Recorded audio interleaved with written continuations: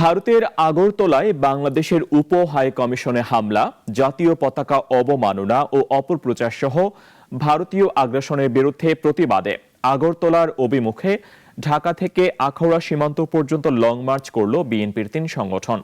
Long March শুরুর পূর্বে সংক্ষিপ্ত সমাবেশে বিএনপি নেতারা বলেন, রক্ত দিয়ে পিণ্ডির কাছ থেকে যে স্বাধীনতা আনা হয়েছে তা দিল্লিকে দেবার জন্য নয়।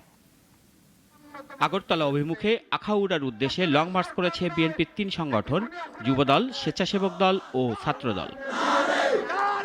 লং মার্চ যাত্রার পূর্বে নয়াপল্টনে কেন্দ্রীয় কার্যালয়ের সামনে সংক্ষিপ্ত সমাবেশ করে।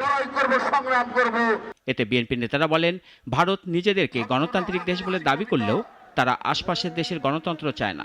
আমরা রক্ত দিয়ে যে স্বাধীনতা কিনেছি, ওই স্বাধীনতা আবার বিক্রি করে দেব।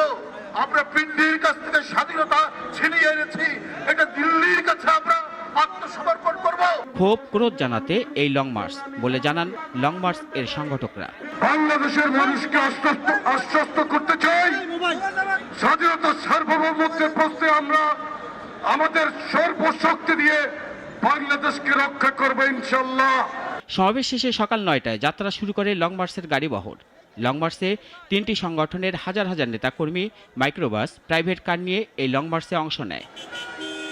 লং মার্চটি ইত্তেফাক মোড়, সাইনবোর্ড, চিটাগাং সড়ক রোড, কাঁচপুর মোড়, তারাবো, ভুলতা, গাউসিয়া, মাধবদী, ইটাখোলা, মরজাল, বারুইচা হয়ে ভৈরবে পথসভা করে।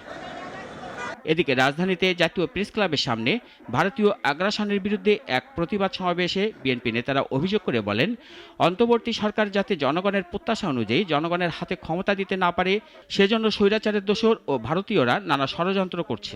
বাংলাদেশের শান্তি শৃঙ্খলা এবং সাম্প্রদায়িক সম্প্রীতি নষ্ট করা এবং অন্তর্বর্তীকালীন সরকার যাতে তার কাঙ্ক্ষিত লক্ষ্য অর্থাৎ জনগণের কাছে ক্ষমতা ফেরত দেওয়ার যে পরিবেশ সেটি সৃষ্টি করতে ব্যর্থ হয়, সেজন্যই তারা সব সময় সচেষ্ট রয়েছেন।